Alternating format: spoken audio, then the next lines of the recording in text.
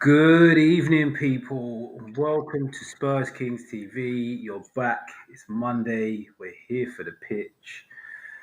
You're going to have to deal with me for a little while as Marlon's running late, but he will be with us in a little while, so don't worry about that. Let's bring on the panel as always. First off, might as well bring the Spurs fan on first. How's it going, Chris? You good? I'm not too bad. It was a weekend where Tottenham didn't lose, wasn't it? So, aside from that, I'm just a bit sore, mate, having done that half marathon that I did yesterday. But aside from that, I'm all good. Yeah, big props on that, mate. How did it go? I'm not gonna lie. It was. I'm not a runner, so I've never done anything like that ever before. And to be honest, I was injured as well. I got an injury about 3 weeks ago, so I haven't done anything for a few weeks. So I started to cramp up after about 2/3 of the way. So I kind of limped over the line a little bit at the end, but still, I did it. I've got the medal. That's all that matters. Yeah, so I'm just going to say big props again. As someone who's always considered myself an athlete, I wouldn't even dream of doing a half marathon. So fair play, mate. Thank you very much.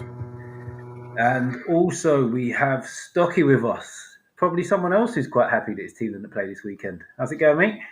Yeah, all right. Carefree. I'm still on a high of possibly the worst game I've watched in the Premier League last Thursday. Well, you kind of had a weekend off because Thursday's pretty close, so you didn't. It wasn't too much time off. Oh yeah. I don't want to think about it. It was horrible, and it was cold as well. It's nothing. The only thing that makes bad football worse is when it's bloody cold. Yeah, 100%. When the fingers and toes stop losing the feeling, they're the worst times. Yeah, so we're waiting on Marlon. He'll be here soon. Sinclair is not with us this evening, so we should get straight into VAR. Our first decision of the evening comes from Man United Ipswich last midweek. I hadn't seen this until Stocky had sent it to me yesterday, and this is one. Actually, I'm going to hold what I'm going to say on it. What are your thoughts on it first, Stocks? I don't really have to say too much. For once, I think you could have all the angles you could possibly provide, and it's not good. I mean, again, I don't think there was any. I don't think there was too much malice in the challenge, but it was poorly timed. He's got a flick of the ball, but he's got all his studs down someone's shin, and luckily the player got up, sort of thing. But we've all been involved in any kind of football where that could easily go rather south very quickly. Look, I'm pretty sure that there was no malice, but it's just red card all day long. These things happen, and luckily the player's not hurt. So I can't really argue with any of that, to be honest. I hadn't seen it, so I wasn't sure. But as you sent me a clip, and in real time, I winced and took a little suck of air in as he hit him because it looks a bad one. And I hope is that who's that? Who's the Ipswich player? Is that the one? Is that Amari Hutchinson? I think so. I'm not gonna put my. Yeah, I would say he's lucky that his leg is the way it is and it's not like planted, so his studs are in the ground because there's movement in his leg as he gets hit because it is one that could seriously injure someone. But as you say, there was no malice, but it is still clear as day a red card, as you're going to see. Unless Chris tells us otherwise, of course. I don't think you'd believe me if I told you otherwise, would you? So, it would have been a good one if it was April the 1st. I mean, this is why VAR was brought in, right? There's a couple tonight, I think, where you kind of think, how's the referee missed it? But we know from football history that referees miss things. Sometimes they miss very, very bad things. And this is why VAR is here, to correct something that's this bad. I sort of echo what Stocky just said, right? I don't massively subscribe to the narrative when you hear people saying a lot, oh, he knows what he's doing. I would like to believe, and I do genuinely believe, that 99.9% of the time, no professional's going out there to injure another. But what I do also believe is that they really badly miss time challenges sometimes. And that's what he's done, and it's a shocker. And I think Dorgo's or Dorgu or whatever his name is, his body language when it went to VAR told you all you needed to know, right? When there's no arguing and they're just kind of traipse off with their head down, I think everybody knows that it was. Hold on. Everybody knows it was. Yes, well played. Cards are in. Props, mate. That's spend all my expenses I get from this channel on red and yellow cards. Yeah, he's had a bit of a mare in that game as well as Doku, because he's got a good assist for Ipswich earlier on in the game, so it's not been the best of nights for him. That's all right. Well, you know, Man United's transfer policy shining through as always.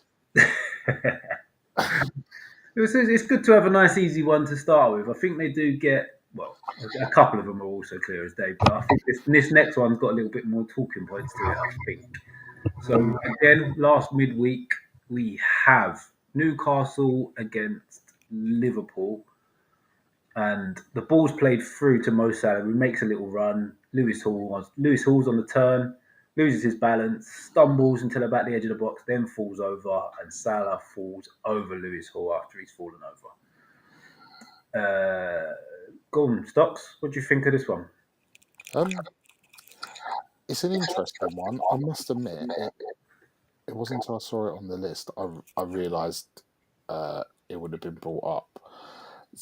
Not every contact in football is a foul. Sometimes these things just happen, and I think the fact that it starts a long way out and he's stumbling trying to keep it.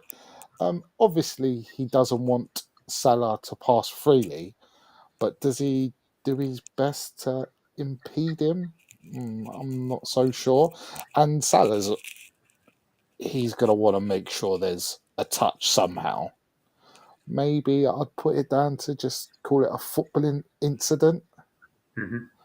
I don't think it's difficult because, you know, in some ways, if you're defending that, you're thinking, oh, I can't just fall over and just let him walk in on goal, because he would be walking in on goal. Yeah. And Salah's going to make sure he tries to touch him because, you know, then you're forcing. It's not particularly nice for a referee, but then you're forcing him to make a decision, aren't you? Yeah, 100%. Yeah. Just about a football incident, but one of them ones. I think we've said them quite a few over recent times. If the referee does or doesn't give it, it's one of them things that you wouldn't see it being overturned too readily. But I'd just about say that's all right. Footballing incident. Yeah, your last point there was what I was going to add to everything else you said. Basically, for me, I think it would be a harsh penalty, but I also would understand if it was given, because he has impeded him, he has brought him down. It's not Mo Salah's fault that Lewis Hall's lost his balance. But it just seems like it would be a harsh one. But I fully agree on the referee's call thing. I think if the ref had given it on the field, I don't think it would have got overturned. And the same as he hasn't give it, I don't think there was enough in it for it to be overturned still. And that's not me just saying that as a Newcastle fan. I think that should apply both ways, because Lewis Hall's made a genuine attempt to turn and go with Salah's run and keep his body where he should be, just in front of Salah, but has just lost his balance, and it would have been unfortunate to give a penny against it. Chris, from a referee's point of view, what would be your thoughts looking at this? Yeah, I was actually just trying to find another replay. I have seen it, but I wasn't sure of the context of it, in the sense of, initially, I'll be honest, I thought the controversy was that it led to a Liverpool goal and that it was Salah fouling the Newcastle player, but maybe it wasn't. I don't know. It doesn't really matter. It didn't lead to a Liverpool goal. Yeah, when I saw it, to be honest, all I just thought was, what are we moaning about? Like, it was just 50-50. And I think you view it through the lens you want to view it through. So you can argue that Salah's fouled the Newcastle player because there's a bit of contact on his back. I think if you want to, you can argue the other way around, because Lewis Hall actually doesn't look at the ball at all. He just completely looks at Salah and is trying to block him. But overall, I just thought, so what? Like, there's just nothing really there for me. It's one of those things wave away as a referee and just tell him to crack on with it. Really, there's nothing clear and obvious anyway in terms of it being a foul one way or another for me. Okay, fair enough. Just another little question on this one. So, if the referee deems it that Lewis Hall has fouled Salah here, is this one of them ones where the double jeopardy wouldn't come in because he's not attempting to play the ball as he's made the challenge? Because if he deems it as a clear goal scoring opportunity, could he potentially give a penalty and send him off it? He could, but I think when you look where the players are and the angle of the ball and that kind of stuff. Again, I don't know 100%, so I'd need to see the rest of the penalty area, but it doesn't look or feel like a denial of an obvious goal scoring opportunity. Like if it was really central and Salah's just straight through on goal, then for sure you'd start thinking about stuff like that. But yeah, I mean, in terms of the actual law itself, if you're going to penalise a player for doing that, yeah, there's no attempt to play the ball, right? He has just looked at Salah. So if that then leads to a foul, and that foul denied an obvious goal scoring opportunity, he still could be sent off for that, even if you give a penalty. Okay, cool. Because I think there's quite a few fans that don't really understand the double jeopardy fully. Because I've heard a lot of fans saying, well, he can't send him off because he's give a pen. And it's like, well, if he's just pulled his arm and he's not trying to play the ball, he can send him off if he wants to send him off. Yeah, absolutely. I think referees view that very leniently. So if there's any kind of way of interpreting it in a way that they can vaguely make out, well, he was sort of trying to get the ball, they kind of will, because they don't want to be sending players off if they can avoid it. But if it's clear, if it's absolutely blatant and they're just... The most difficult one is if you just pull their shirt, right? There's no real argument there that you're trying to play the ball if you're pulling their shirt back. And if there's any kind of challenge involved, I think you'd usually get away with it, and you'd probably just have a yellow card. Okay, fair play. That clears that up for a few people who might not know the full understanding of the double jeopardy and where it comes into play and where it doesn't. Sorry, just rejigging something because...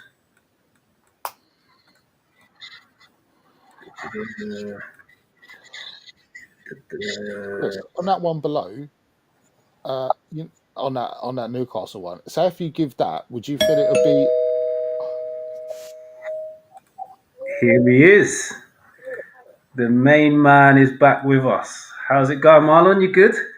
Yeah, fucking just like I'm not happy. Then straight onto stream like the professional he is. Good man. Love to see it. Good to have you back. Taking the reins? How comes there ain't a penalty? What's going on?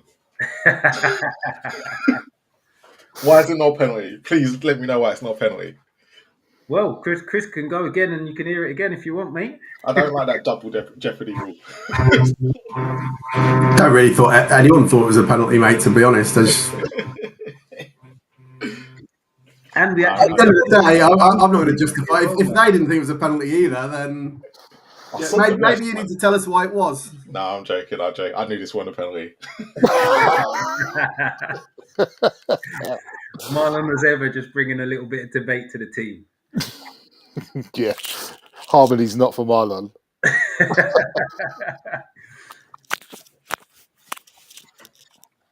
Right, okay, so you taking the reins, Marley, or am I carrying on? You're carrying on now. I'm a guest now.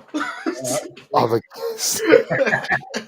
Right, on to the next one, which is one of the craziest things. I wish Sink was here for this.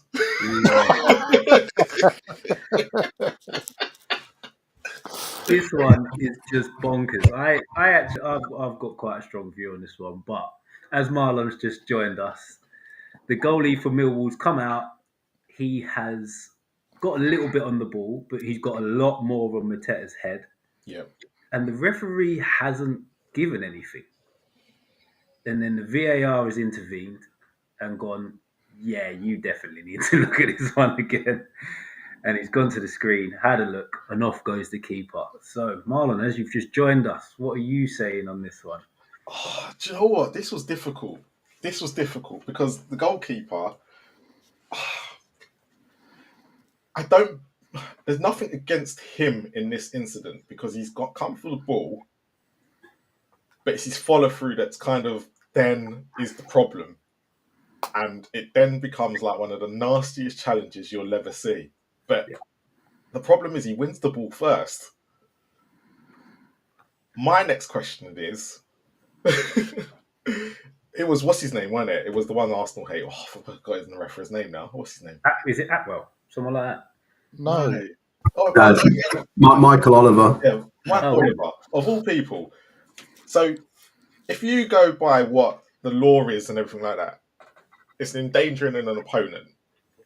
And that's exactly what this is. He's endangered the opponent. So the fact he doesn't even has he gone to it and gone, oh, you know what? I haven't seen it properly. Let me rely on VAR. Now I really hope he hasn't gone down that route because he needs to referee the game. That's what he's there for.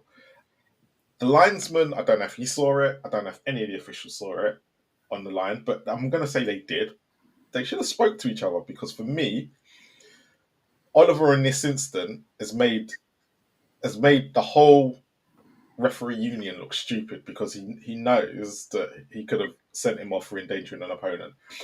When it comes to the whole bit, he's won the ball first and all that. I get that. Look, that's just unfortunate, and it's nothing. This is nothing on the Millwall, the player itself. It's just what he's ended up doing with his feet that high. It's always going to be cause some sort of issue. So for me, all the blame for me lies at Michael Oliver's feet here. No one else's. Because at the end of the day, VAR's done the right thing. I mean, there's got to be a little bit of blame on the keeper, surely. Yeah, but because I get. Look, at the end of the day, he comes out to win the ball, and yes, it's that high, and you kind of think he's outside the area, isn't he? I think he's outside the area. He's outside the box. He can't use his hands, so he's jumped. No. But Marlon, if you was playing in any other position than in goal, how do you approach trying to get the ball here? Because I'm guessing you don't come out and do what he's done. Who me? I can't jump that high, to be honest. Why he's not gone with his head is part of the issue. Yeah. It's part of the issue, but I don't think he's in. Well, I hope he hasn't intended to hurt him. I'd be very shocked if he has gone and thought, right, I can get a bit of this and then I can follow through and catch him chest high. Or it looks like when he wins, because obviously he gets to the ball first, so it looks like he kind of his feet in the air. But I don't really understand. That's the bit I don't get. Why is he so high? Yeah, that's the bit I don't understand. But Mark Oliver's still here. He's yeah, fair. Stocky, your thoughts? Anything from what Marley's just said? I'd be more. I wouldn't be as lenient on the keeper. It's poorly timed. I think I don't know whether he's because all I've seen from this is replays. I didn't watch it live. I didn't see a live picture of it, so I already know what's happened for every time I've watched it from every angle. Yeah. I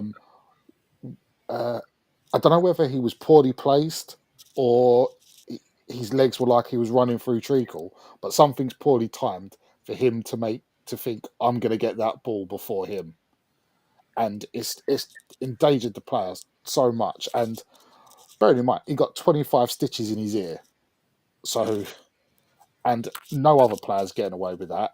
Even if you run from the distance the keeper did and tried to head in it, you could still well be sent off, because if you were going into that head first, you're endangering the opponent there as well, really, wouldn't you? If you went bombing into him the way the keeper has. What I found strange, he's clearly been hit in the head, and there wasn't a stop straight away. Like the game still carried on for a little bit. He's clearly been hit in the head. Mark Oliver again. Yeah, do you not think the game should be like, well, straight away stop? I know sometimes players go, the player reaction says we've got to stop straight away, but didn't the ball weren't play continuing for a little bit to see if something I think I'm not 100% on it. I think it went out for a throw in not long after it happened. Right. Okay. Because I worried that, because obviously he's clearly been hit in the head, and I don't know officially whether there's a certain time before you think a player's got a head injury, but it looks like a major incident. You stop straight away, because obviously player safety is part of a remit, is to keep everyone on the pitch safe, is it not? It's pretty much rule number one. It's pretty much law number one, isn't it? Yeah. So I was wondering why it didn't get started. Even before you get into the free kick or not, he's clearly been, whether you think it's foul, dangerous play, red card, yellow card, whatever, he's been injured and it's a head injury. So surely in the current climate, you'd stop it straight away. But yeah, it weren't good. It weren't good for everyone. And hopefully he gets a bit better. Apparently he was out of hospital the same day, but he's got 25 stitches in his ear. Yeah, it's the only thing I would say on this. My main point is the goalie's got everything wrong. He's got his timing wrong of coming out. He's not met the ball at a position where he can even meet it with his head, his knee, or he can sort of half volley it away. And he's just tried to make what is turning into a 60-40-ish to Mateta into a ball he can win, and he's just messed it up horribly. I've got no sympathy for him because he's made enough mistakes to get to this point and then made another mistake by going in with a fly kick, which is just stupid. And in no control of? He's not in control of anything. You can't be in control when you're up, your foot's up that high. Do you think he was, because he's not their starting goalkeeper, is he? Do you think he, what do you call it? He's made him a bit high. He's got a bit hyped up for the game because he wants to prove himself away at Crystal Palace, London Derby, FA Cup. It probably has a bit of that. He's probably got halfway there and thought, I'm in trouble here. And he's like, I've got to get something on it or I'm going to look completely stupid. And he's just made a complete hash of it. Well, he looked stupid and hurt someone, so. Yeah.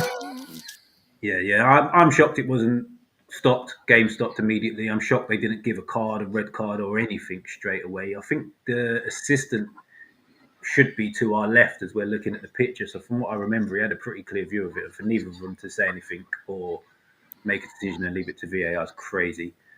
But over to you, Chris. Have you got much defence for the officials here?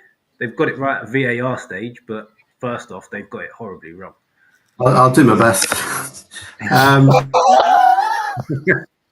I mean, first of all, I tried in our little group chat. I tried to reel sync in by putting. Well, he played the ball, right? I noticed that. Well played, sir. Oh, gutted when Sig weren't here this week. I did get him back. This is for him. But I mean, it's a conversation we've had a few times, right? It is irrelevant. It's just irrelevant. The onus is on the player making the challenge to do it in a way that doesn't endanger the safety of an opponent. Clearly, he has. Yeah. So the actual, I don't think there's much discussion, is there, about should he be sent off or not? I think we all know he should. So the discussion's other things.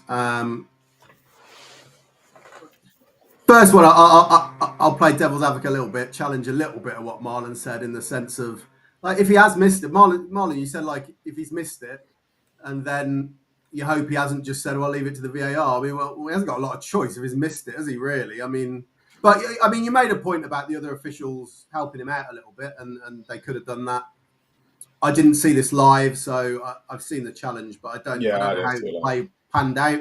I don't know either how long it went on for. I certainly think what Stocky said was absolutely true. Like, if he's gone down with a head injury, clearly it was.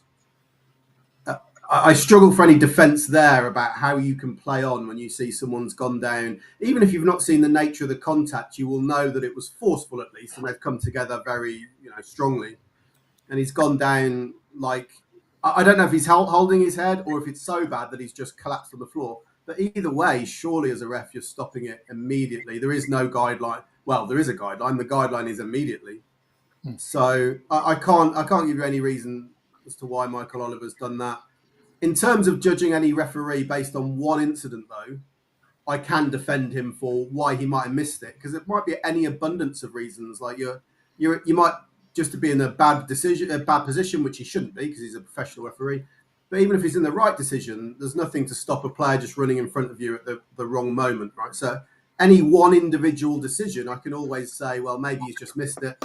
Obviously, if a referee repeated that over a number of games, then you say, well, actually, there's something more to it than just a bit of bad luck. But ultimately, again, this is what VAR was brought in for, right?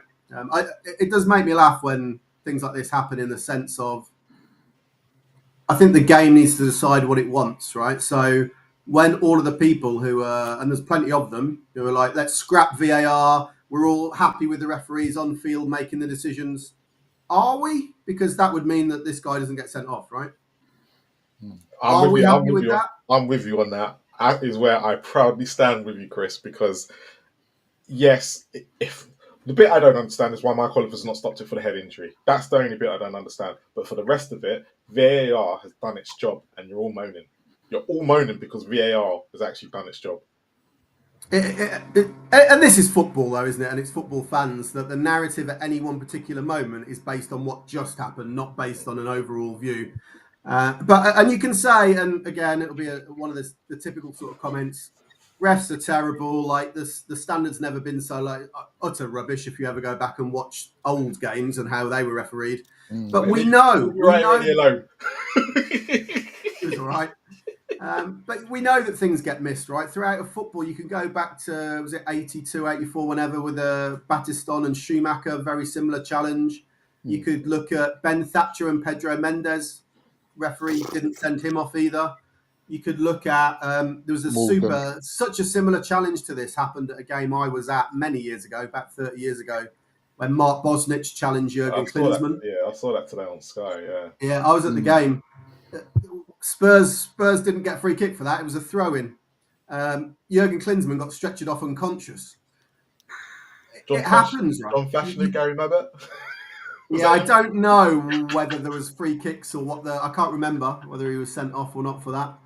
But we know things like this are going to happen. Someone's just put exactly in the chat, like, hand of God, right? So exactly, Thierry Henry for France, and their handball offences, but same sort of thing. We know that massive mistakes are going to get made, and that VAR was brought in to fix things like this. So we shouldn't be criticising VAR. Michael Oliver needs to look at himself, sure, and I'm sure he'll be gutted about how he missed it. It's the other criticism of VAR that gets annoying, when 1 minute we're moaning at them for interfering too much, and the next minute, when the microscopic, like, subjective decision doesn't go our way, we all, well, where's VAR? I'm like, well, which way do you want it? Like, do you want it or do you not want it? You know, but yeah, look, at the end of the day, not his finest moment from Michael Oliver. But yeah, VAR working as it should. Fair enough. Fair play. Fair play. Well, this one, I've only just recovered from this moment, to be fair. So glad I'm thinking about it again, so I can take another 24 hours getting back to normal. Can I ask a question, Mitch? I want to ask a question to you. What the hell is Eddie Howe saying to you lot before cup finals? It's not even just Eddie Howe, mate. I can go back to the 90s and I can reel off mad stuff that happened before both of them two finals. And it's just bonkers. It happens every single time we get to a final. Well, hold on a minute. I was at the semi-final in '99 when, 99? It was 99 when Newcastle beat Tottenham at Old Trafford. Old Trafford, yeah. Old Trafford. And in extra time, Cross comes in, Nikos Dabizas thumps the ball. I'm not even joking. His arm is up there, thumps the ball with his hand, no penalty. So, you know, swings and roundabouts. Remember that? I don't remember that. I didn't even know at the game. I just left thinking. Do you know what? Do you know what? Now that he said it, I do remember something. I do remember something of that happening with Nico Dabizas. Now I do remember it. Yeah, but I didn't see it at the game. Didn't see it at all. To be fair, maybe that's what Luke was talking about when he said down the cross. Yeah, maybe. I don't think Luke was Luke born then. I think he's too young. Yeah, I don't remember that one at all. But this moment, it completely fried my brain when I watched and saw what gone on. It's a moment of madness again. It's not even madness. It's just sheer stupidity. The game has stopped about 10 seconds before this happens. The offside has been well given before this. And he's just done... It's just ridiculous. Only if you're going to hit him in his chest. If he doesn't hit him in his head, he gets away with that. I think that's the only bit that I would say he's slightly unfortunate, because Van Hecker ducks as he goes to push him in his back, and his hand brushes up his back and catches his head. But there's no sort of real argument that it's a red card. Can I ask a question though? In situations like this, do we need to start looking at because obviously there's a cup final around the corner. Yeah. Do we need to start looking at situations like this and only have people, when it's a domestic ban, to only ban them in the competition and not ban them in all overall? No, I think it works quite well as it is, that yellows are totted up per competition and the red is just a domestic ban across the board. It's gonna be the second cup final in 3 years that it's caught us out, but I still think it works quite well, to be honest. You shouldn't get to pick and choose when your bans are, because you can then go and take a red card in a league game before a cup final and not miss a cup final. Yeah, I don't think that's right. Yeah, but then you should miss the league. If say it's an important game in the next one, and it is you get beat in the cup final, and the next 3 league games you're out for, and it could be important. It could be for Champions League places. You've seen it where it's the other way around, where players will take a booking for a League Cup. They know the League Cup's coming up. They're going to get their 5th booking, miss the League Cup tie because they know they're not going to play. They won't though, because the league. I'm pretty sure league bookings only count in the league. No, you don't miss League Cup games. I don't think you do. I think it's only straight reds. No, is it straight reds? But it could happen the other way around. I know Ramos used to do it for Spain at Real Madrid a lot. I don't think it mattered what game he was in. he was taking the booking. Yeah, I'm pretty sure that if you get banned in any competition in England, and it's for multiple yellow cards, that it only applies for that competition. I don't think it applies for the other competitions. I might be slightly wrong, but Chris will probably correct me in a little while.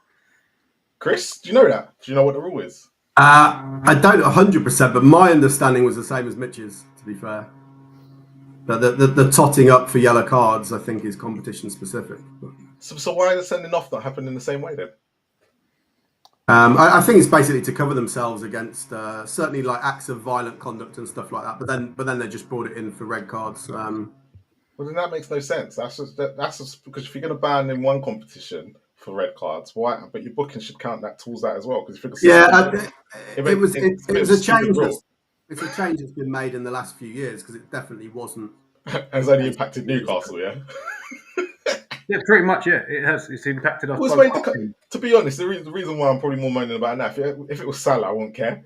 But because Liverpool are now just going to win the cup final quite easily, because Isak's out as well, right? No, I don't think he is. I don't think Isak will be out. Lewis Hall might be out, but I don't think Isak is. Do you know what? This is going to sound probably quite weird, yeah? The thing that frustrates me most about this is that we now have to see Jacob Murphy in the League Cup final. Harvey Barnes coming on and playing well was giving me a little bit of hope that we might see Gordon and Barnes either side. If Eddie Howe turned around tomorrow and said Jacob Murphy would have started on the right anyway, I'm not that worried about this red card because I'm not that sure that Barnes and Gordon are too different talent-wise and effectivity-wise in the team. So it's not that fast. As long as we've got Botman back, I think we're still in with a chance. Stocky, ain't said anything. It's a funny one. I've got split loyalties on this. Obviously, Stocky loves this one. let me build up. Let me get to my crescendo. I feel sorry for Mitch. His team are in a cup final. He's going to miss it. But I think I can speak for most non-Newcastle fans. Anthony Gordon is an absolute fucking rat and he deserves everything he gets. For all the blatant bending of the rules he does, all the falling over, all the feigning, it couldn't happen to a better little fucking prick. It could have been Bruno Fernandes. It would have been even better if it didn't. I don't know. He wouldn't go into a challenge. Acceptable haircut. Even Gordon looks like oh my God, he's just so detestable. Yeah, to be fair, I've said to you a few times, he's a rat, but he's our rat. So, yeah. So, Chris, I don't know if you've got any other views on this one other than pretty much he's an idiot. It's a Stonewall red card view. Yeah. I mean, it is. Yeah, there's no question about it. There's a small bit of me that feels slightly sorry for him, not because it's not a red card, just because at that moment he's not thinking about cup finals or anything, is he? He's just reacted, but he's reacted to something that was completely pointless. Like there was a little bit of a joke. There's nothing in it. Yeah. But it's a pretty straightforward one, really. And this he was sent straight off, wasn't he? So it wasn't a VAR decision. I don't think it was. No, ref had his card out, and he walked about 15 yards with the card in his hand. And actually, I give the ref some credit there because the way they were running means the referee's going to be kind of sort of behind them, and then it's quite difficult to see because actually all you've got is the view of Gordon's back. So quite how much he's throwing a punch or how much it's just a coming together. It's quite hard to see. So he's done well there, the ref, to actually identify that was violent conduct and not just a push or a coming together. Yeah. Do you reckon if the ref doesn't give him a red, VAR suggests a red? Yeah, I think so. Okay, cool. Well, these last couple, there's a lot more talking points around them. I think we're going to have a bigger discussion and a lot more disagreement. So first off, we've got back to midweek again. We've got Brighton against Bournemouth. So this situation here, I believe it was a corner initially. It's come in. Bournemouth have helped it back into the box as I think it's Van Hecker again. Yep, it's Van Hecker again, yeah. He's taken a touch on his chest and he's shaped himself to volley it clear. And whoever 23 is, I think his name might be Hall or something like that, has gone to shoot, got a touch on it. It's hit Van Hecker's arm and no penalty has been given. VAR. And it was a 2-1 as well. Yeah, at 2-1. Brighton were not long 2-1 up after Welbeck got the winner.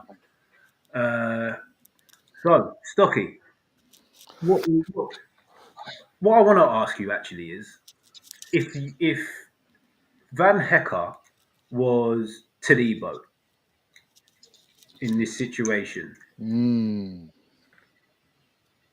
what would your views on it be? First of all, I had to actually look for this because I don't think Match of the Day showed it, or I turned away from the telly at this point. They showed Welbeck's goal, and that was more or less it.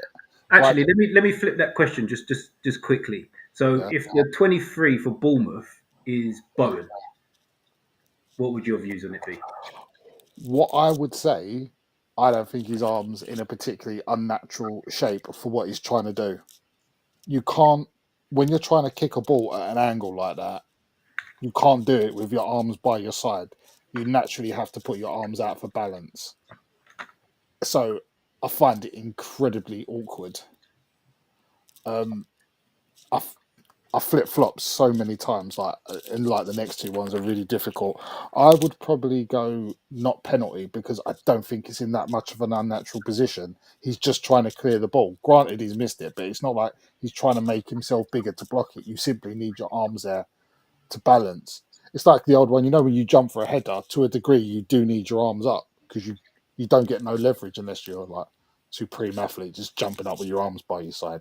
These things happen, and he can't clear the ball unless he has his arms out for balance. So I'm more sympathetic. I'm all right with a no penalty on this.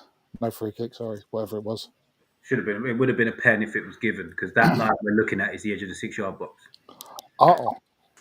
Yeah. Yeah, I'd say again, it's another football incident. I don't think he's trying to make himself bigger. What did we mention the silhouette last week? I don't think that's too outrageous to have his arm in that position whilst trying to kick it like that. So I'll go no pen. Okay, Marlon, what are you saying? I hate the handball law completely.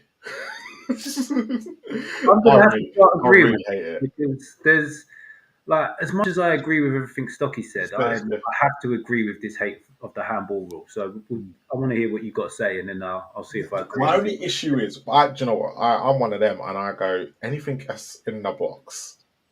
I think and it hits your hand. I don't care what you do.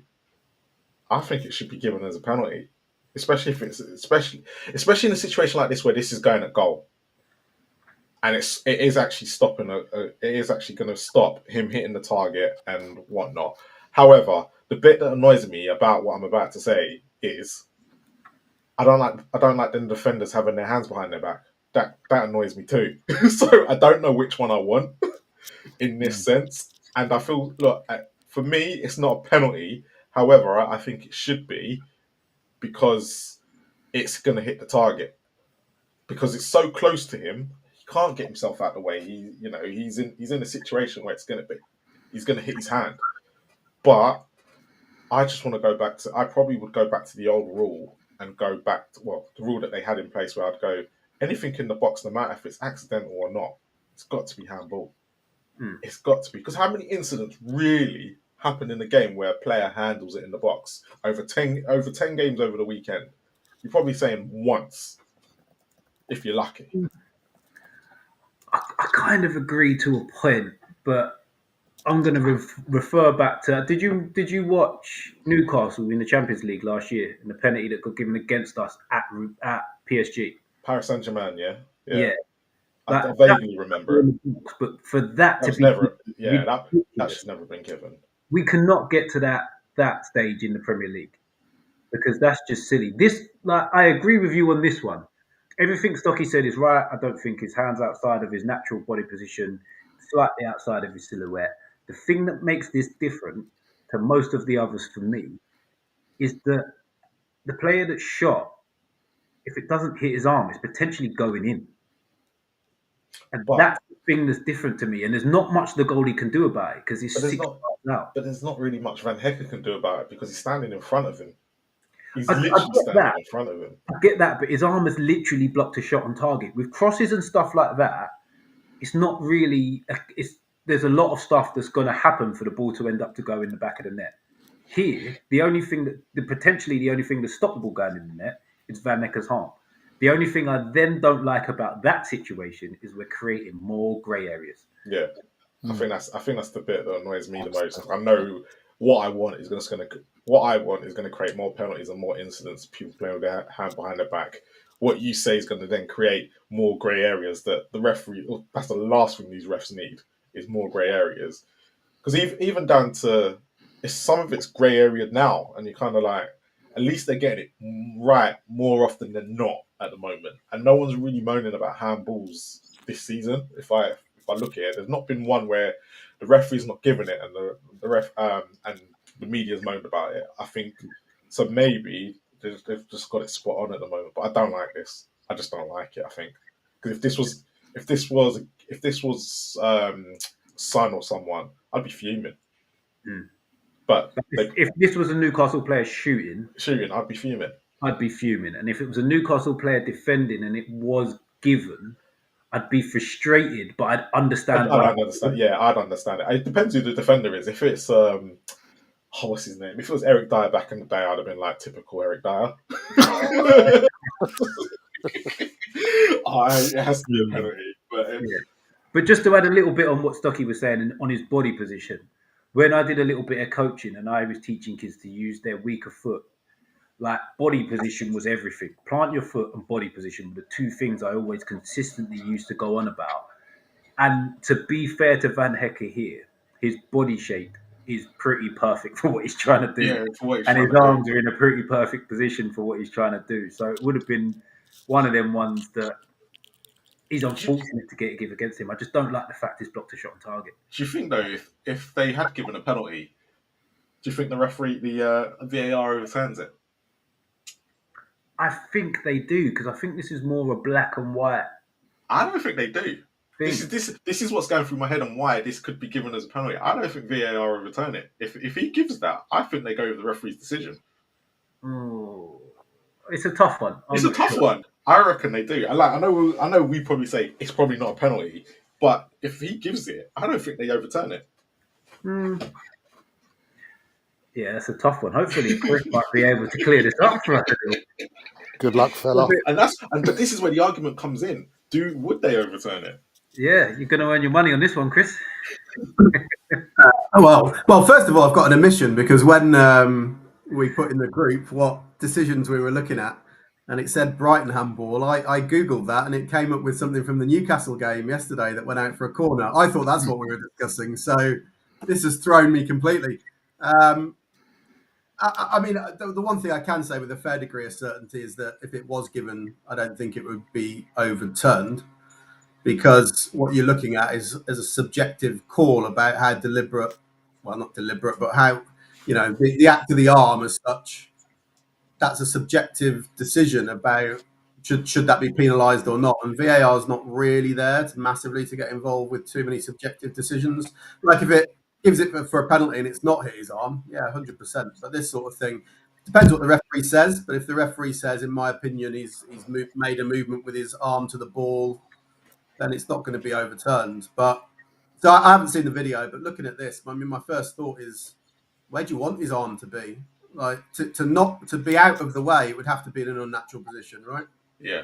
So I mean, it doesn't. Again, I haven't seen the video, so I can't 100% be sure. But the distance is, I mean, basically none from what I can see. His arm's by his side. I don't see how you can penalise that.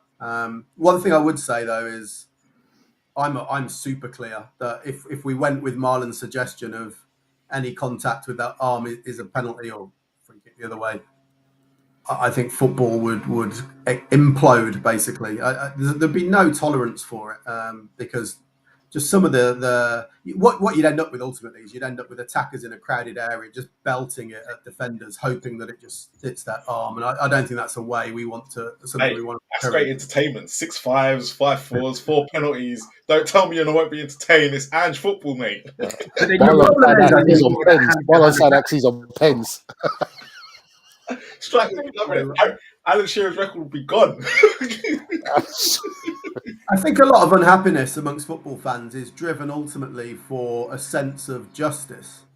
Now, most of what they think is justice is absolutely warped by the nature of a fan being very partisan. So what they think is fair is usually absolutely not fair. But I think everybody would be in agreement that starting to see some of them penalised for...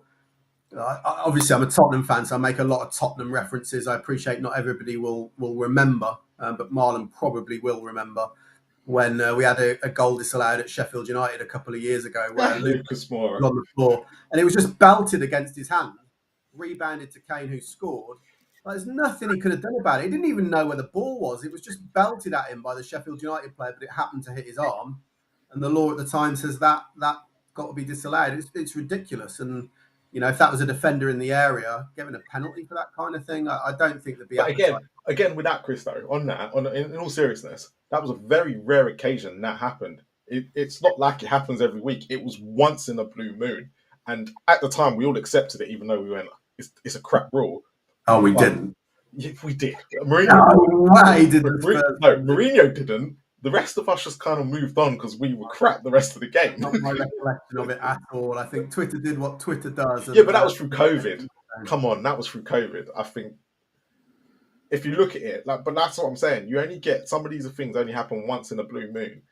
We've never ever seen a situation like that ever happen again. I'll tell you what does happen a lot is you look at the penalty stats for almost any other league. We're a lot less strict on it in England by a long way. I think I might put some stats in the group a couple of weeks ago. We're miles clear of the other.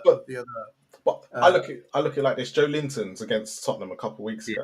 I was just going to say that. Yeah. So this moral one, and you lot complaining has led to that. Yeah, I didn't complain. Why should he be penalised? He's just stood there and it's just hit his hand. Yeah, but it gains I think the whole problem is it still gains an advantage in some weird and wonderful way. Well, it's not weird and wonderful. He's hit his arm and dropped straight to Kane. It's a straightforward way, to be fair. But that's what I'm saying. So I can kind of see both sides. I don't know where I really stand with handball.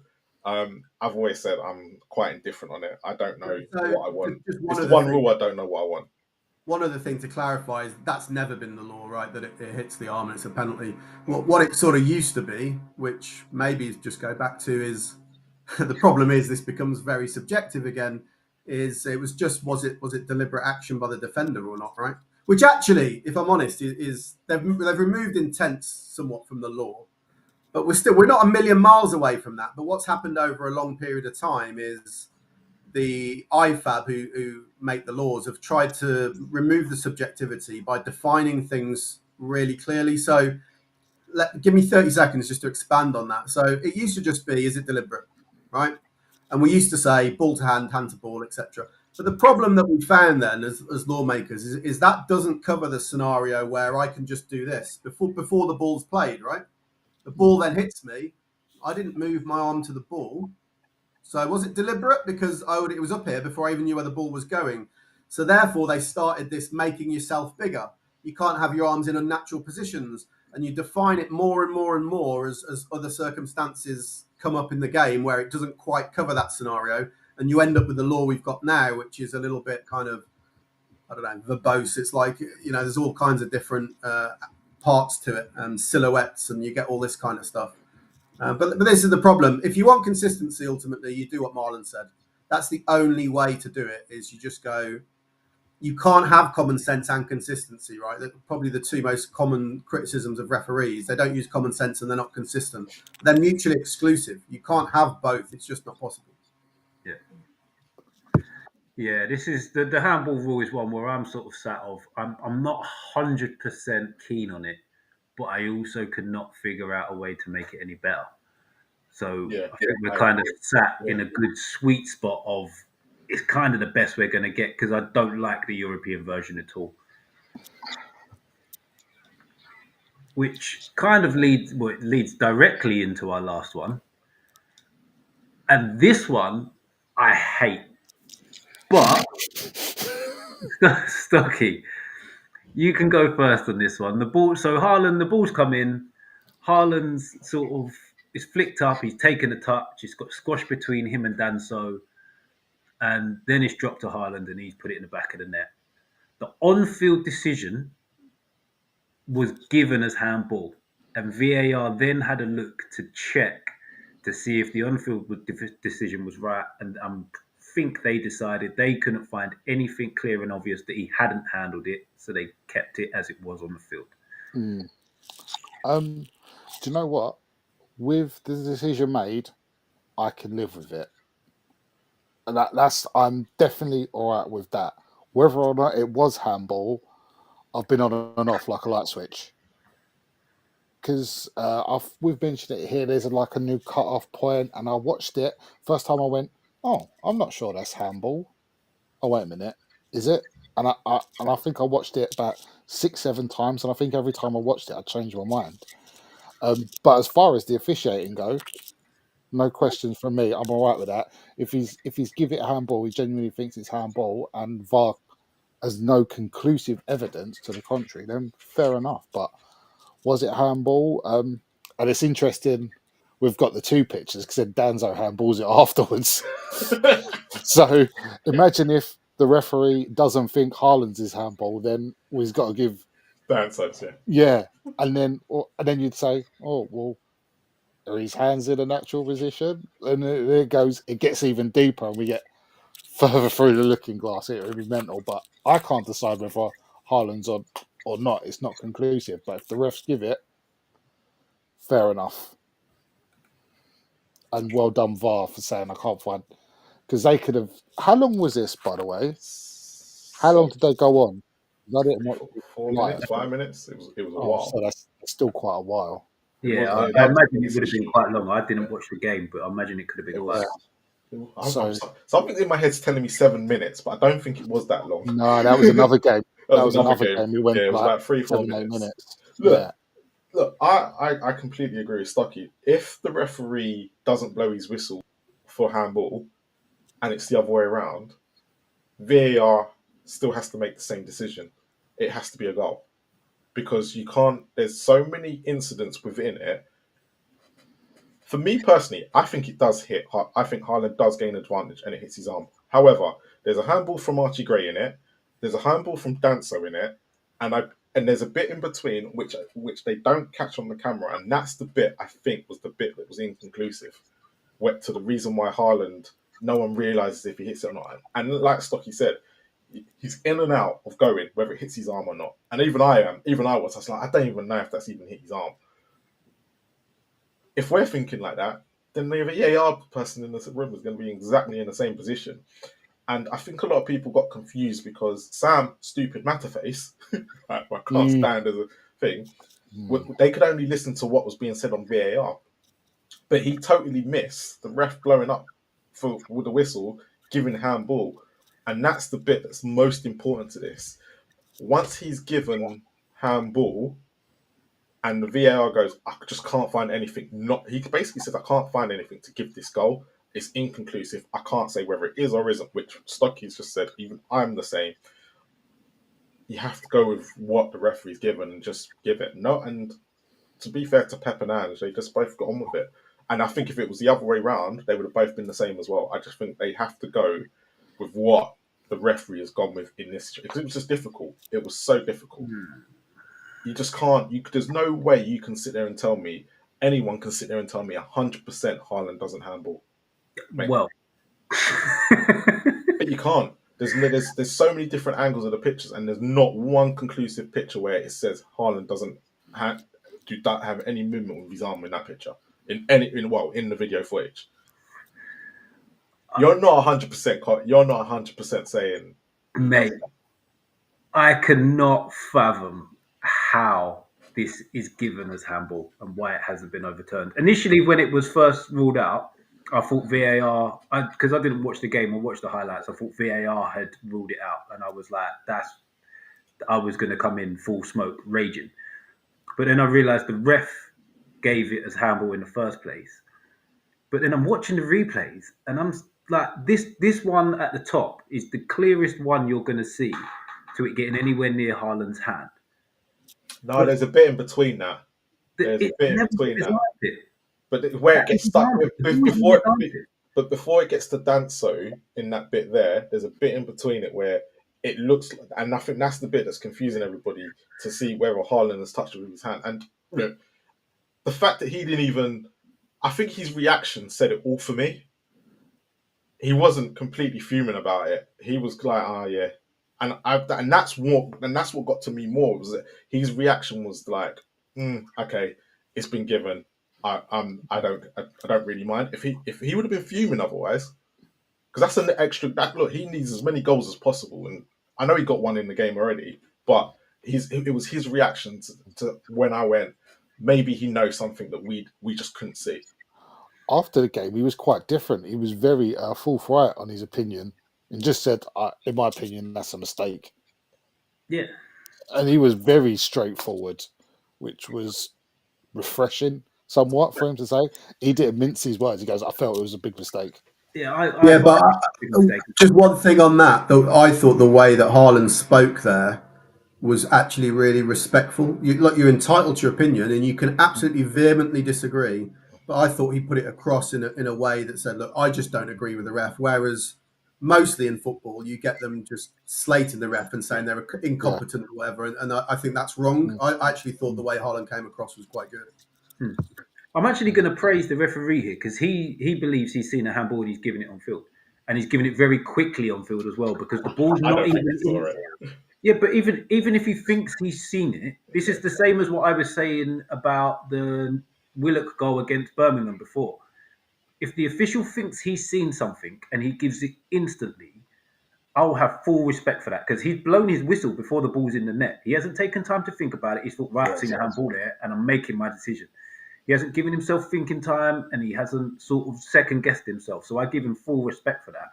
But I can't see how I can't see how VAR hasn't looked at it because for me, I've watched it about 10 times in the slowest motion I possibly can. And this top picture's the only one that looks like it could be anywhere near his hand.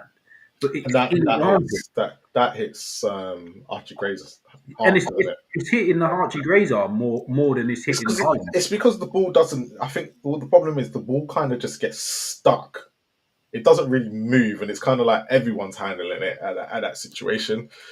And I personally, I would have given the goal, but the fact that I do agree that there was nothing in that. There was when I saw it in real time and I saw what they were looking at, I couldn't tell.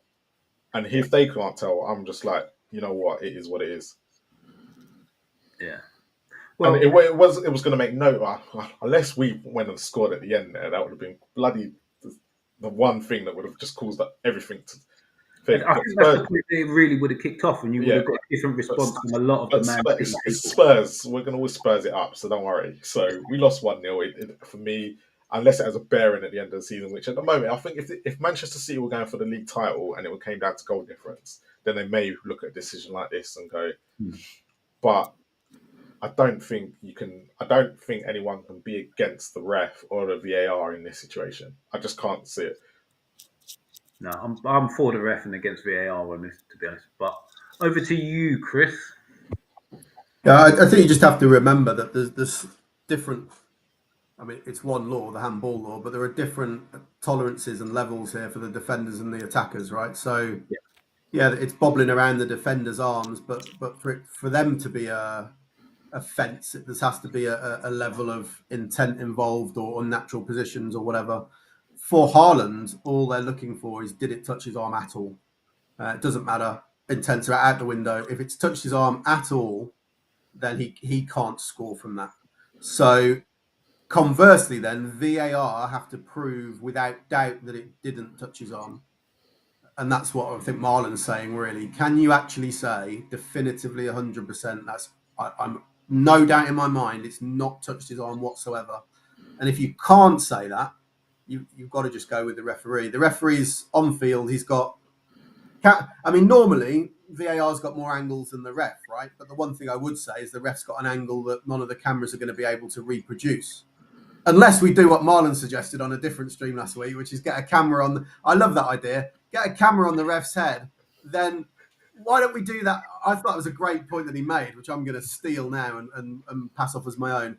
If we could have like a ref cam and you could view what the referee viewed and you could only view it once in real time, I reckon 99.9% of us would all go, oh, yeah, no, I agree with the referee's decision. But we've got 20 odd cameras at a game. It's all got different angles, but none of them actually show what the ref saw, right? So, yeah, the ref's been decisive. We said earlier on for the early decision, we didn't want the referee not making a decision and leaving it to VAR. Well, he hasn't.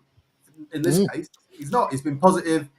I don't think he's going to have guessed, because if I'm going back to my assessing days and if I was a referee coach telling them how to improve, it's generally much better to, not that you want to do either of these, but it's much more forgivable to have not given something that did happen than it is to have given something that never happened. So you're going to be, if you're going to give something confidently, it's because you really genuinely do think it's happened. So that's it, really. He thinks it's a handball. He's given it. And yeah, I don't think there is a definitive. I mean, I'll be honest, my personal opinion when I saw it is I thought, I can't really see a reason to disallow it. But I can't sit here in good faith and say I'm 100% certain it didn't touch Haaland's arm. Okay, little spin-off question on this one, Chris. So obviously it's hit Haaland, bobbled between him and Danso, and then Haaland put it in. How far does that have to go for the handball to then become irrelevant? Because like the Joe Linton one where he handballed it, played it to someone, and then they went and scored. Like, how far does that differentiation come in? If it's just you as the guy who scored it, if you've handled it immediately before, it doesn't kind of matter really. Where the Joe Linton one's different is because the same law doesn't apply to the guy who makes the assist.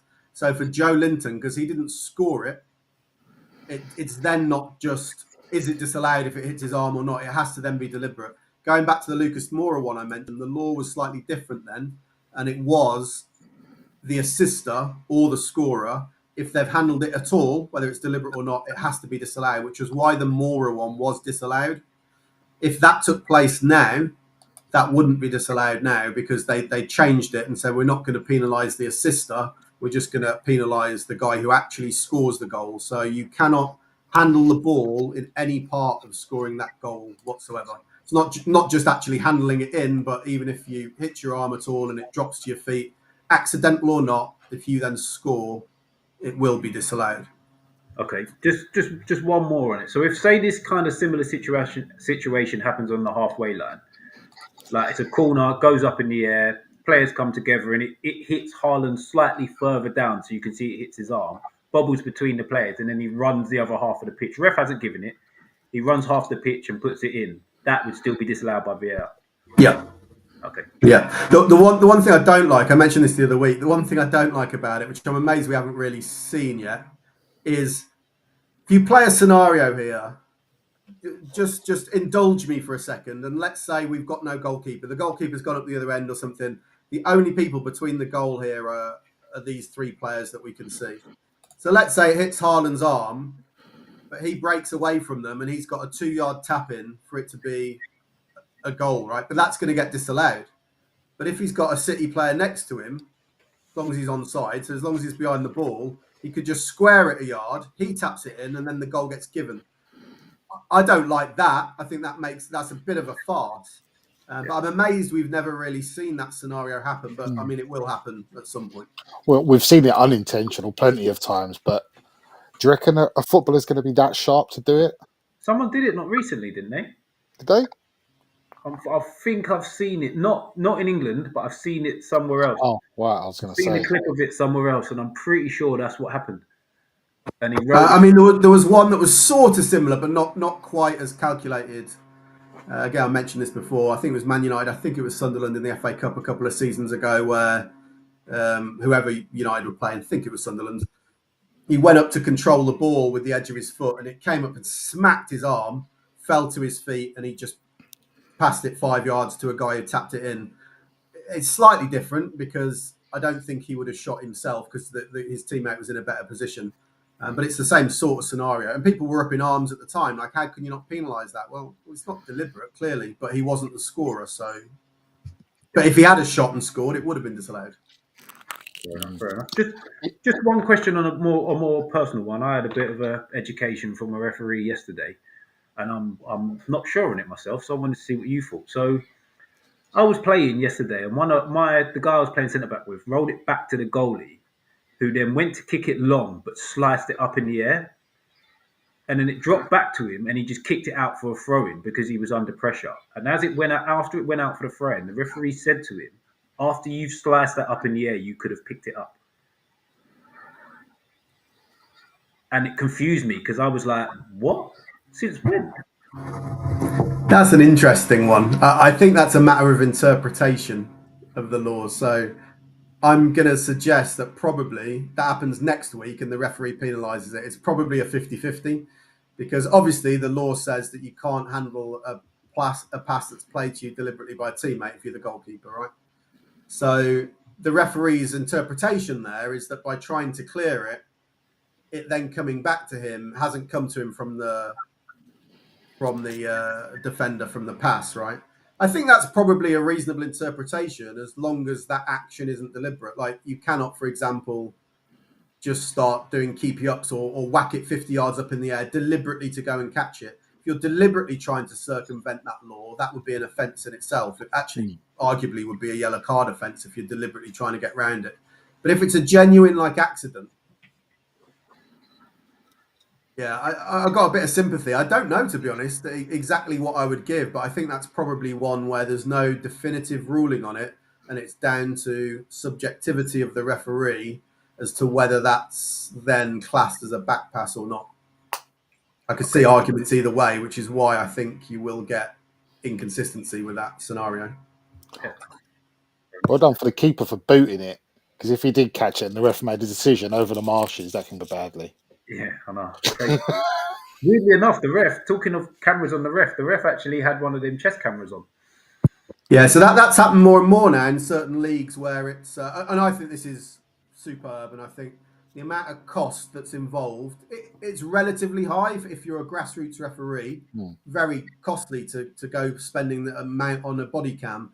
But if you're running the game and you're the Premier League and you're the FA, this should just be mandatory for every referee. So it's self-protection, and prevention is better than cure, right? So we've seen a lot of problems with referee abuse, and the trials of the leagues where they had these body cams cut down it unbelievably because people know that they're being recorded. So no longer you don't get the level of abuse, and you certainly don't get the level of assaults that you've got around the rest of the country. So that's something that's in place in a few leagues at the moment. Football's got so much money and such a problem with respect throughout the whole game, but especially to referees, that it should just be a given. I know it's £100, £200, whatever it costs. Surely we can find the money. The game, everybody benefits from this. Of course, the referees benefit, but the game as a whole would benefit from just a little bit more respect and getting on with it, right? So I'm pleased to hear that you came across that. I think it's really beneficial. Totally agree with that, mate. Totally agree. Nice. Right, that's all of our VAR done for the evening, as our last FA Cup fixture is finished and Nottingham Forest have gone through on penalties. Let's have a look at the quarter-final draw. Here we are.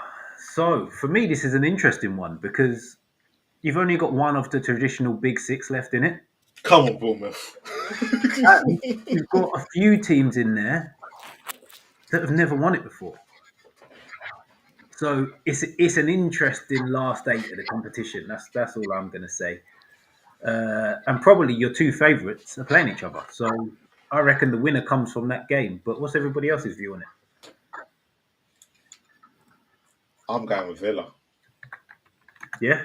Yeah, the reason why I'm going with Villa is because of Asensio and Rashford and their January signings that are going to help them actually win something. And I don't think they'll get top 4 or 5, whatever it's going to be. But look, they've got Preston North End away. Hopefully, they should ease through that.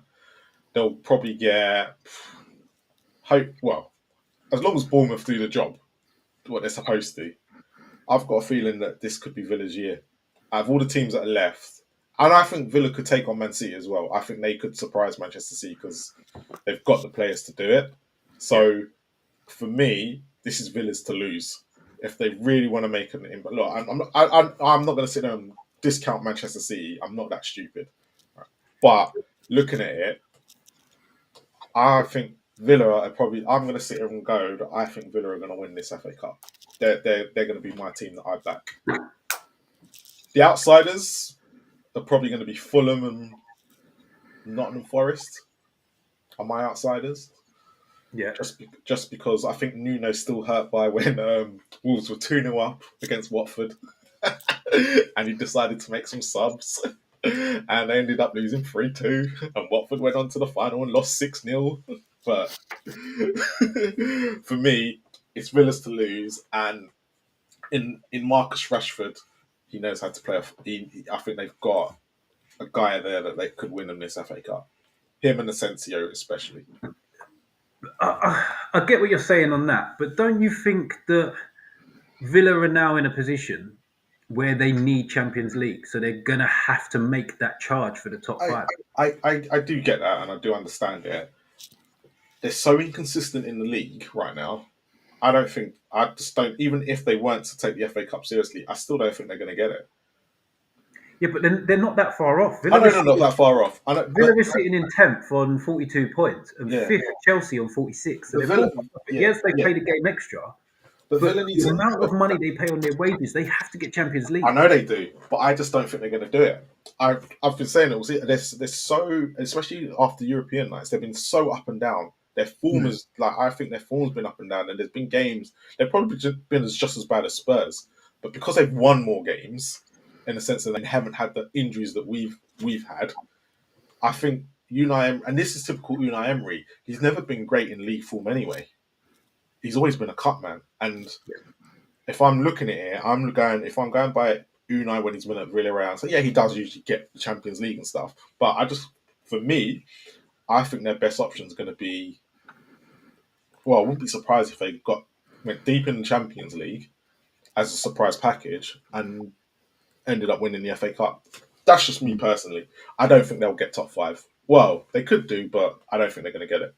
Yeah, I think by the time this fixture, I actually think this is the worst possible draw for Aston Villa, because it's one they're going to look at, and I think they're going to believe with all the other games they've got around it, it's one they can get away with not playing everybody, and they might get caught out. As much as it comes straight after the international break, they've got a game 3 or 4 days after against Forest, I believe. And then they're potentially going to have another Champions League game coming in if they get past Club Brugge. And they're going to consistently be playing midweek Saturday. So if they're looking to rest, this is going to be their point. I think they're going to come stuck in the summer. And that's why I don't think they'll get Champions League. I think they'll come proper stuck, and they're going to have to sell some people off. And I've got a feeling Marcus Rashford would love to join them, but he won't be able to. Yeah, I've been saying this since about Christmas. If they don't get Champions League, Aston Villa is going to be a fire sale come. Yeah. And I think they will be. I think they will be a fire sale. They're in massive trouble if they don't get Champions League. I think they will, and that's why I wouldn't be surprised if they win the FA Cup and they end up having to sell players in the summer. That would be typical. This is just what I can see at the moment. I can't see it. Well, they might get a 5th or a 6th. They'll get European football. I think they'll get European football, but I just don't think. Well, they will if they win the FA Cup, but I just don't think they're going to get Champions League. Okay. Do you know what? Do you know what the weird thing is?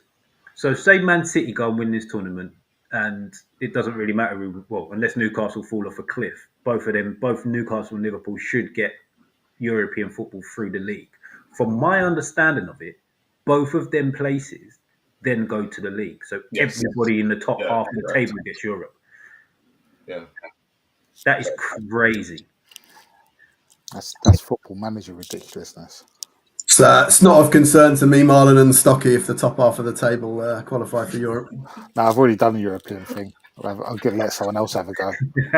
And it could be a case of, depending on Spurs and Manchester United, if they win it as well.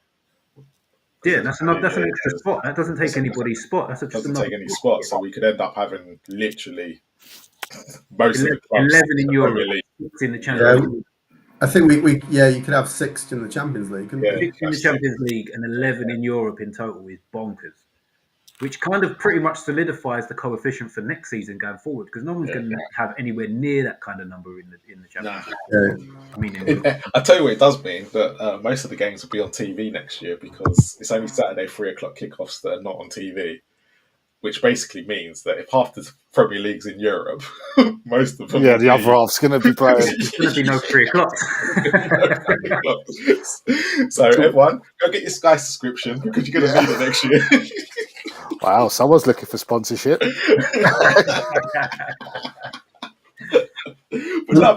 the Cup, though, on the FA Cup, my gut feeling is, for me, there's only 3 teams that can win it, which is going to be a bit controversial because they're all close to each other in the league. But I think Bournemouth, City, or Villa, because City's obvious, right? Bournemouth and Villa for me, although Fulham and Brighton have performed similarly, and Brighton, there's only 2 teams who have lost less in the league than Brighton this season, which is Arsenal and Liverpool. But I feel like that Bournemouth and Villa's ceiling in a one-off game is higher than Brighton and Fulham and Palace, in my opinion. However, I think if they're going to win it, I mean, it's obvious for Bournemouth because they're playing City. But if any other team bar City are going to win it, City have got to get knocked out before the final. Because I think on the one big occasion of the final, I can't see anybody rising to the level they'll need to. City are used to it. They've been to 1,000,001 finals. It will just be no big deal for them. But it'll be a huge deal for whoever else gets there. And I just can't see them rising to that level. They'll be full of nerves. It'll be a massive occasion. I think Villa could do it because they've got... And the reason why I'm saying that is because they've probably got more. They've got a World Cup winner, they've got a Champions League winner, they've got a person that's beat Manchester City in big occasions in their squad. You know what? Villa right now are like what Tottenham have been for most of my adult life, which is not the best, but they've got enough players in there that will give you a chance in any game. If you've got Martinez, Rashford hits the heights, Watkins can score from anywhere. You've got good players like Rodgers, and McGinn gives you 100%. That gives you a chance. You might not turn up for every game, right? And you might get soundly beaten in some matches. But going into any match as a Villa fan, we've got a chance. You can't write yourself off of any game. So 100%, and that's what I'm used to at Tottenham. We've always had a Ginola, we've had a Klinsmann or whatever. Not so much now, but yeah. So yeah, 100%. I think Villa can win. And good luck to them, mate. They're a proper football club, and they haven't had any success for a long time either. So good luck to them if they do. Yeah, but they're doing it on the brink, though. But to be honest, at least it's if it pays off. Say Mitch is right, and they do get Champions League, it's paid off for them. They've taken the risk, and it's paid off. Even if they get Champions League, their wage to revenue turnover's got to get down to 70% for next season. So even so, it's going to be a struggle for them. But obviously, if they don't, it's an even. Well, if they weren't in Europe at all, I think it's 80%. Is it for the Premier League? Yeah, but I think they're closer to 100% than they are to 70%. Well, they were 97%, but that was before the January transfer window. That's before the Duran. Yeah, so it's 92. Yeah, Duran and the one they sold. Obviously, they're only on loan, so so it's 92% at the moment. And Rashford's one. I don't think they'll be able to take up 40 millions. Is it 40 million they get to buy him for? I can't remember. 40 million's decent, but he's on 350, and he's not gonna take a big cut from that. He's not massive. It's the wages that is problem. Yeah, absolutely. Yeah. I called Man City to win the FA Cup a few weeks ago because as much as they've had a mare this year, they've still got a lot of winners, and Pep's still a winner, and they'll feel they have to come out with something. I would like, and I was saying to Mitch last night, it's quite strange because usually I have zero sentiment in football, but I wouldn't mind Bournemouth or Brighton doing well. I think they've been excellent. They run the clubs the right way, and Bournemouth got massive. Why are you shaking your head, mate? No, because that's the model that Tottenham are trying to follow, and I've gone. They can't follow those models because But they're doing it properly, Marlon. yeah, but I can't have them winning. Otherwise, it means It hurts. it means that Spurs are going to follow their model and buy crap players, and hopefully it works out. I say the only thing that would annoy me about them winning, you think, oh, if they've won it, why couldn't I feel like we should give it a better crack. But I did say Man City because they've just got. Mitch said earlier on when push comes to shove, they've got players that do it. But if Bournemouth win it, you'd feel a bit destined, wouldn't you? Well, it means Spurs ain't got a manager next year if Bournemouth win it. Mate, he's good. He's good. He's good. We've got Ange next year, really. We all have Ange, but no. Looking at it, like I'm actually the way the draws happened. If I wanted Manchester City to play anybody away from home, I'm glad they got Bournemouth. Out of all the teams, I'm probably more happy they got Bournemouth because Bournemouth can turn up on the day. I know they beat them back in, when was it, September, October, when City were on that run. But if Areola can do it, it's Areola that can probably prove. If City go out, like Fulham and Palace, they've had decent years as well. Like, if City go out this round, them semi-finals could be mad because everyone's going to be. Yeah, absolutely. I was just thinking, how amazing would it be right now if City weren't there? It would be the best FA Cup in years because it would just be someone else, right? It would be unbelievable. Unbelievable. I think that's what everyone's hoping for. I think everyone's hoping the referee goes into that Bournemouth Man City game going cheat. Whatever you just cheat. We've not even mentioned Forest, who are third in the league. Well, I think it's because Forest, the last two FA Cup games they've won on penalties, and it's kind of going. They're limping over it. They're falling off cliff. They've hit their wall, and it's not. And looking Ipswich made 9 changes tonight, and they still couldn't really beat them in 90 minutes. Yeah. Mind you, the last time, am I right in thinking that the last time Forest played Brighton, they beat them like 7-0 or something? Yeah. Forest beat Brighton 7-0. Yeah, but that was at the City ground. It'll be the same at bloody. Brighton have been excellent since. Yeah, Brighton have been good since, to be honest to them. To be fair, their young manager went in, I think it was the Monday in training, and took in his little sheets that he had with his game plan and just burnt them in front of the players. Basically said, "My bad, I got it wrong." He did get it wrong. He knew he got it wrong. It's funny though. He's like 30 or whatever he is, and he's not been there that long. But I keep getting told all the time that if you get a new manager, they've got to start again, and it's going to be another 2-3 year project. And but the difference is though, so there's a difference with that because if Ange went into Bournemouth, he would be Brighton. If he went into Brighton, there's a model there. So when a new manager comes in, they're not having to start from scratch, if that makes sense. And that's what's so good about Brighton. Now, Spurs say they want to go down that route where if you're in a project and the manager was to leave, like Graham Potter did, and then De Zerbi comes in, he doesn't have to then take 2 or 3 years to implement his style because actually his style's very similar to what was there before. And all he's got to do is just tinker with what he needs and move on. And that's what Hurt's done as well. That's all we need to do. As long as you don't appoint the Ange Antichrist and have someone who can play is completely different. A good manager just comes in and builds on what we've got. But this is where I'm not blaming Ange, and I know you kind of are. But this is where I'm not blaming Ange. This is where I blame the club and someone like Spurs because they've no. Let's see who their next manager is going to be but we're still in that project because we're so far behind and we've gone from, as you say, Antichrist football. It's going to take years before we get out of it because how long did it take Brighton to get out of it when they went from, and I love him to pieces, but when they went from Chris Hughton to Potter, it was a massive change that Potter had to get right before they could then move on. I mean, I think we're out of it. I think the squad that Tottenham have got the foundations to be much better than we are, and getting a proper manager who actually coaches the players. I think he could pick up what we've got. We don't need to destroy what we've got and go, right, we need a brand new squad. Well, absolutely, we don't. The squad is okay. It's the manager who's no good. So of course, we need better players, but the basis of the squad is all right. We need someone who can work with that squad and actually coach them. Yeah, I don't think it's a top 4 squad.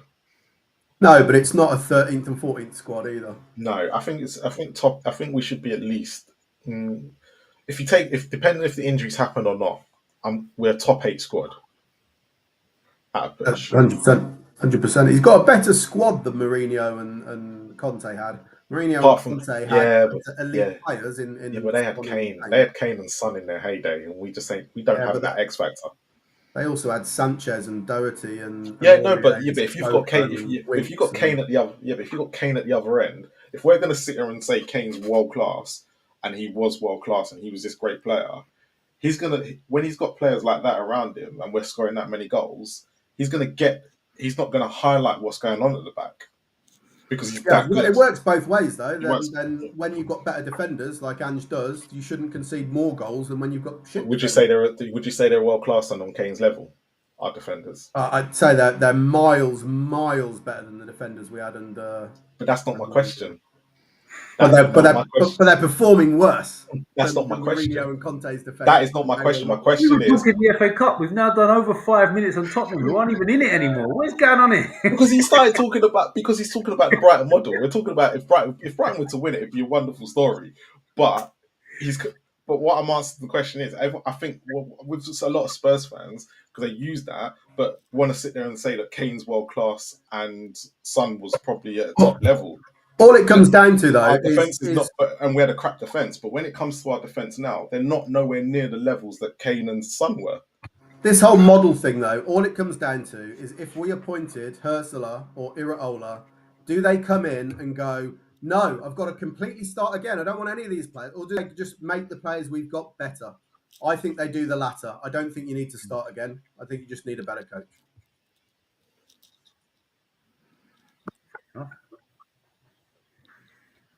Fair enough. That sounds like the note for us to end on this evening, to be fair. We've got a nice little FA Cup draw. Marlon and Chris seemed like they were both going for Villa. Me and Stocky. I don't know. I'd like anyone to win it but City, if I'm honest. I don't have anything against City either. Just want a different team to win something. Yeah, I think City fans understand that, though. I think they're not going to be too mad at everyone but you. I don't care who wins it, but I think we see the usual end of season City juggernaut, and that's a problem. Look, deep down, I want Nuno to win it. If I'm being honest, I want Nuno to win it and just stick Danny's face in it. That's the whole when people leave Spurs stuff. Right? I love Marlon owning it. Go on, Marlon. Hey, if Nottingham Forest were to win it, Daniel Levy's got a fucking. You got to look at him and go, well, but. In all seriousness, if Forest were to win it, the chairman has ambition. No matter if it's right ambition or wrong, he has ambition. He wants to be a Champions League club. He's already come out and said this. He wants to win trophies. And I know all of us probably took the piss out of Nottingham Forest last year when they went and signed how many players? You've got to respect it because he went balls deep and thought, I'm taking the hit on the points and the fine. Yeah. I don't care. We're going to become a better club through me doing this. And you've got to respect that. You've got to respect it. And that's the thing. You do have to respect it because if they end up getting through it and end up winning something out of it, you just go, well, we were all wrong 2 years ago when we said all we had to do was get rid of Steve Cooper. And when he brought Nuno in, a lot of us questioned it. Yeah. Fair play to him. Sorry, Mitch, you can take over now. Sorry. My bad. Just rejig the whole scene and everything. Marlon's a muscle memory. Right. I've got to talk about Spurs tomorrow, so it's fine. You've got plenty of time with that. Tomorrow evening, you'll have Marlon and Ashmatic going at it with... Is there other guests on tomorrow, Marlon? Yeah, I believe. Hold on, because he did text me earlier. Because I said I can't get no one, and he did say we should have on. J rated ours on Oh yeah. Drusilla and Josh from Spurs Debates TV So there is you on go. tomorrow. Tomorrow evening for all your Spurs talk. Wednesday evening for the rivals, which I recommend to anybody. It's a very funny show. Lots of banter, lots of No laughs. Toon Tactics though this week. He's away. Ah, well, maybe I won't tune in. There's no Newcastle representative. Might have to send you across to take his place. Hey, mate, I'm about if needed, so I'm all for it. Ash will be listening to this somewhere in the background. So Ash, you heard it. But boys, it's been a pleasure as always. Marlon, over to you for your sign off, mate. Look, come on, you Spurs, and Ange in forever, and that's from Chris. Goodbye, everybody.